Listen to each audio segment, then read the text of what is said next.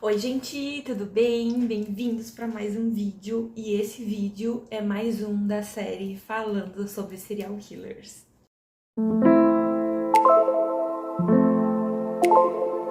No caso de hoje, a gente vai falar sobre John Wayne Gacy, mais conhecido como Palhaço Assassino, que foi um serial killer. John Wayne Gacy nasceu no dia 17 de março de 1942 em Chicago.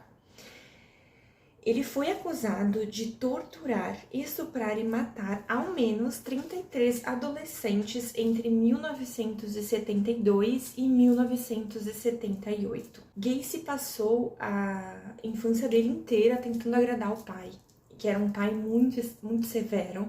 E ele conta que as memórias de infância dele eram do pai brigando com ele, xingando ele ou batendo nele, como quando ele apanhou com um cinto por mexer nas peças de um motor que o pai estava montando, ou quando o pai dele bateu com o cabo de uma vassoura na cabeça dele e ele ficou inconsciente. E conta que o pai xingava muito ele de maricas, de bicha e uma pessoa sem futuro. E como já foi dito antes, quando as pessoas elas cometem esse tipo de crime, elas sempre aconteceram alguma coisa com elas na infância, ou foi assédio, ou foi abuso, ou alguma coisa do tipo.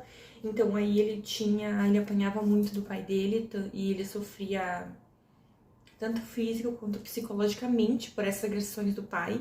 Com 7 anos, o Gacy ele foi abusado sexualmente por um amigo da família, porém ele nunca contou isso para a família e para os pais dele, por medo do pai dizer que o que aconteceu foi culpa dele. Então, ele cresceu com essa dor do que aconteceu com ele, para não ter que sofrer futuras consequências vindas do pai dele. Quando Gacy já estava maior de idade, ele se mudou de estado e conseguiu um emprego em um necrotério. E ele conta que ele gostava muito de ver as pessoas embalsamando os cadáveres e mexendo nos cadáveres. E neste tempo que ele trabalhava lá, em uma noite, ele entrou dentro de um caixão com um cadáver masculino e ficou lá dentro dormindo com ele acariciando o corpo. Mais tarde ele contou que pelo menos 2 vezes nesse tempo em que ele trabalhava lá, ele cometeu atos de necrofilia. Ele começou a notar que isso estava muito estranho, que ele não estava fazendo coisas de pessoas normais, e acabou se assustando e voltando para casa dos pais, pedindo se podia voltar. Os pais deles deixaram. E quando ele voltou para casa dos pais dele, ele conseguiu um emprego em uma gerência de uma empresa. E em 1964, ele se muda para Springfield para trabalhar nessa mesma empresa, só que em outro setor. E lá ele conhece a Marilyn Myers, com quem ele se casou, e eles tiveram 2 filhos. Em 1967, o Gacy cometeu a sua primeira agressão sexual, e foi um menino de 15 anos chamado Donald Voorhees. Ele embebedou o menino e convenceu-o a lhe fazer sexo oral. E depois disso, por longo dos meses, ele fez isso com vários outros meninos, de uma forma bem parecida com a primeira. Um ano depois, o Donald contou ao pai o que havia acontecido entre ele e o Gacy, e o pai dele ficou furioso, foi para a polícia e falou isso para ele. A polícia foi atrás e prendeu o Gacy, que foi acusado de abuso sexual. Porém, um tempo depois ele foi solto, já que não tiveram novas provas. E um tempo depois, ele ofereceu $300 a um menino para que esse menino batesse no Donald, para que ele tivesse medo de contestar contra ele no tribunal futuramente. Então, ele pagou o menino para esse menino ir lá e bater no Donald, para o Donald aprender que não deveria ter falado dele. Porém, a tentativa de bater no Donald não deu certo e esse menino foi preso. Quando ele foi preso, ele contou que ele foi pago pelo Gacy para bater no Donald e o Gacy voltou para a prisão. Quando ele voltou a ser preso, o Gacy foi levado a um hospital psiquiátrico da Universidade do Estado de Iowa, e onde 2 médicos examinaram Gacy durante um período de 17 dias antes de concluir que ele tinha transtorno de personalidade dissocial, psicopatia e sociopatia. E ele também foi considerado são, então ele iria como uma pessoa sã ao julgamento, onde ele estava apto a receber qualquer julgamento, porque ele fez aquilo sabendo o que ele estava fazendo, ele não tinha um problema mental que nos momentos que ele cometeu os crimes, ele sabia o que ele estava fazendo, sabe? Então, ele foi julgado são. Aí, o Gacy seguiu as ordens do advogado dele e ele se considerou culpado. Então, ele foi condenado a 10 anos de prisão por sodomia. No dia seguinte da prisão, a esposa do Gacy, a Marilyn, pediu o divórcio, a posse das propriedades da residência do casal e também a posse dos filhos. E a partir daí, o Gacy nunca mais teve contato nem com os filhos e nem com a ex-esposa. Em 1970, 18 meses do Gacy ter sido condenado à prisão de 10 anos, ele teve liberdade condicional. Ele teve que respeitar um horário de recolher ali e teve que voltar com a sua mãe para não morar sozinho. Em 1971, um ano depois dele ter sido liberado da condicional, o Gacy foi acusado por um menino de abuso sexual. Mas como o menino não compareceu ao tribunal, a queixa foi retirada, porém isso nunca foi parar na prisão que ele estava fazendo condicional. Então eles nunca souberam disso. Porque quando sai de condicional, se tu comete alguma coisa dessas, tu perde a tua condicional. Nunca chegou aos ouvidos das pessoas, dos agentes. Nunca chegou ao ouvido dos agentes dele que isso aconteceu. Então ele seguiu uma vida como se nada tivesse acontecido. Que isso é uma bosta, né? Com a ajuda financeira da mãe, o Gacy comprou a própria casa e conseguiu um emprego. Em 1971, ele começou a namorar Carole Hoff. E em 1972 eles já se casaram.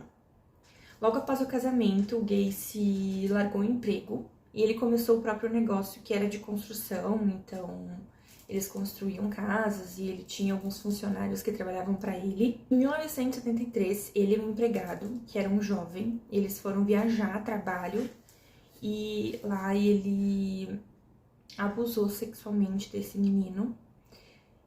E eles voltaram juntos para casa e quando eles voltaram, o menino largou ele na frente da casa dele, né, na casa do Gacy, e espancou o Gacy. E depois foi embora, né? Aí a esposa dele viu e ele mentiu contando que ele tinha ficado bravo porque não recebeu o valor que ele tinha prometido pro trabalho dele. Gacy era muito conhecido entre seus vizinhos, então ele estava sempre junto nas festas da comunidade, ele estava sempre junto em vários eventos da comunidade, ele estava sempre lá, então ele era uma pessoa bem conhecida, ele começou a se envolver com política, e foi aí que ele conheceu o grupo Jolly Jokers, que eles faziam apresentações com personagens para arrecadar fundos, eles visitavam hospitais para visitar crianças, enfermos, enfim. E aí ele criou o personagem que era o Pogo, o palhaço. E foi aí que ele começou a ser conhecido como palhaço assassino, né? Porque ele criou o Pogo, o palhaço. E ele começou a fazer as próprias roupas dele, ele fazia a própria maquiagem. Só que as crianças e as pessoas que conheciam falavam que ele não divertia as pessoas com a maquiagem dele porque era muito assustadora. Então, em vez de ser engraçado, ele dava medo. Mas ele não só ia vestido de palhaço para esses locais de evento, ele também ia às vezes vestido de palhaço para eventos normais, como beber álcool em algum bar da região, sabe? Então as pessoas achavam ele meio estranho. Em 1975, ele contou para a esposa dele que ele era bissexual e que ele não teria mais relações com a esposa dele. Um tempo depois, a esposa dele estava mexendo algumas coisas na casa e ela achou pornografia gay no quarto dele e imediatamente já pediu o divórcio. Timothy McKay foi a primeira vítima de assassinato do Gacy. Ele era um garoto de 16 anos, que após matá-lo, ele enterrou o menino no assoalho da casa. E ele conta que após matar o garoto, ele sentiu um orgasmo imenso e ele acrescentou ainda, entre aspas, quando eu percebi que matar era a definitiva sem excitação. Então, a partir daí, entre 1976 e 1978, foi onde o Gacy cometeu a maior parte dos assassinatos dele, referiu como seus anos de pegação, agora que ele tinha a casa apenas para si. A maior parte dos cadáveres eram enterrados no assoalho da casa, porém, depois de um tempo, já não tinha mais lugar para colocar gente, tantas pessoas que ele tinha matado, a gente tem noção que foram 33 assassinatos. Depois de um tempo, não tinha mais lugar para colocar. Então, ele começou a considerar esconder os corpos no sótão da casa Mas ele tinha medo de um futuro vazamento, né? Porque os corpos em decomposição acabam largando líquidos, né? Então, o Gacy alegou que jogou 5 cadáveres da ponte da rodovia I-55 do Rio Des Plaines em 1978. Um dos quais ele acredita ter caído sobre uma barcaça que passava, embora 4 desses corpos tenham sido encontrados. Tipo, não tinha mais lugar para colocar os corpos, e ele começou a jogar no rio. Agora eu vou contar sobre o último assassinato dele ali que é contado, onde a partir disso eles começaram a investigar e 33 pessoas sumidas e ninguém tinha feito isso, então isso me dá uma agonia, porque ninguém, tipo, cara, ninguém desconfiou do cara, o cara é estranho, anda de palhaço, vai num bar tomar bebida, tipo, ninguém desconfia, e fica muito estranho, eu acho isso muito estranho. Então, um dia o Gacy ele foi em uma farmácia em Des Plaines e para discutir um contrato da reforma da loja. E nesse tempo que ele estava lá, a voz dele estava ao alcance de um funcionário chamado Robert Jorm Piest. E ele mencionou que a sua empresa contratava rapazes adolescentes com um salário inicial de $5 a hora, quase o dobro do pagamento que esse menino recebia na farmácia.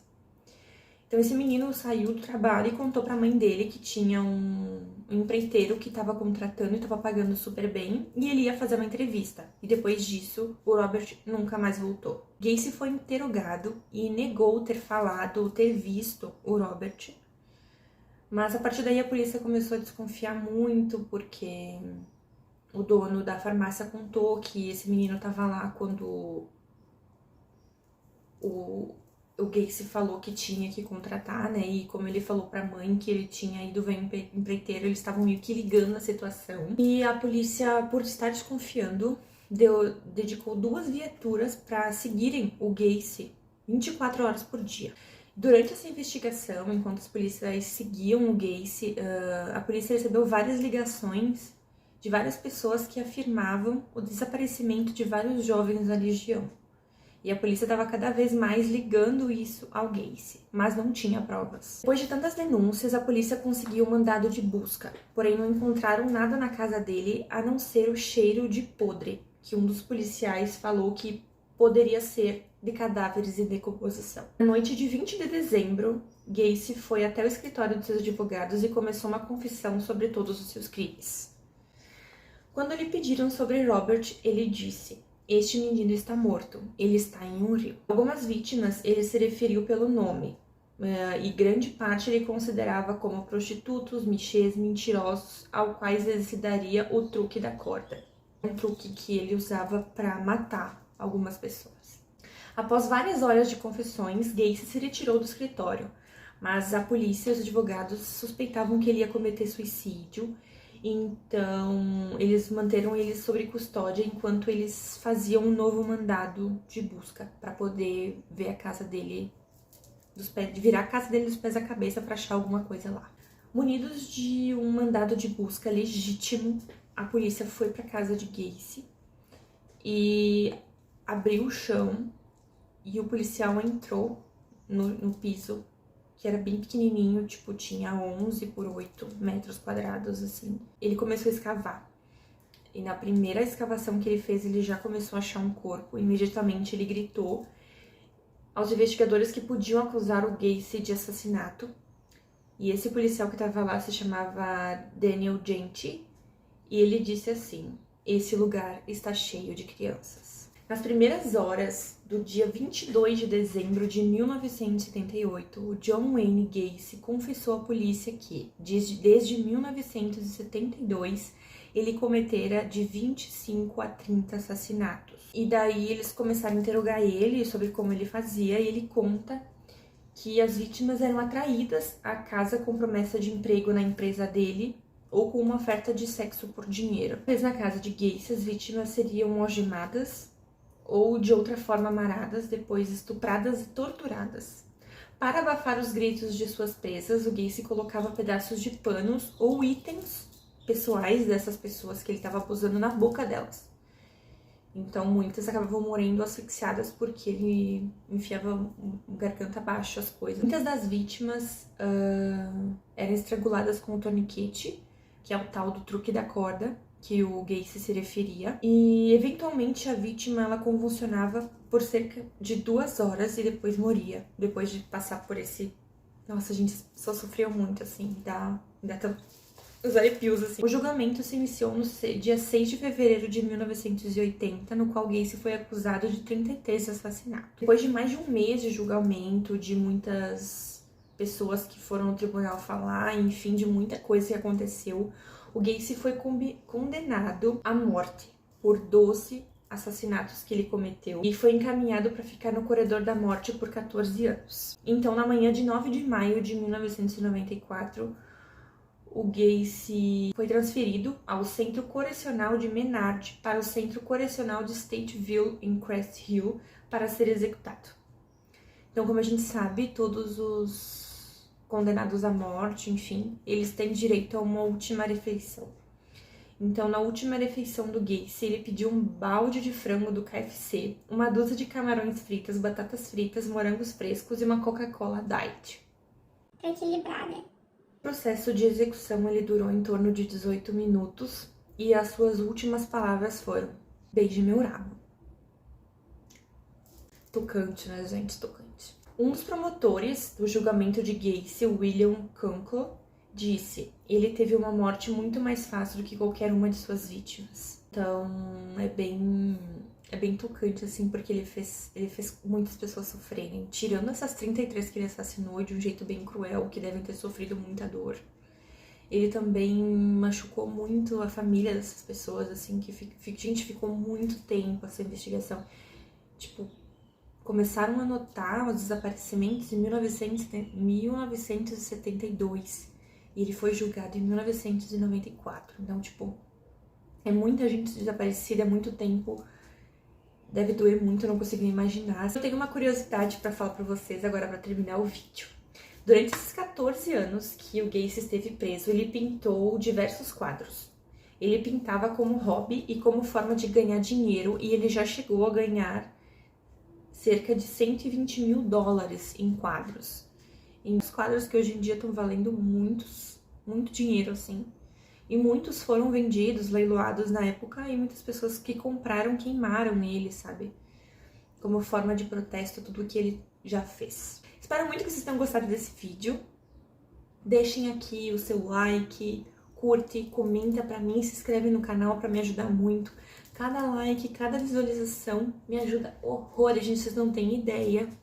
Então, se tu não é inscrito, se o botãozinho tá vermelho aí, clica nele, se inscreve no canal pra me ajudar. E até o próximo vídeo. Beijo!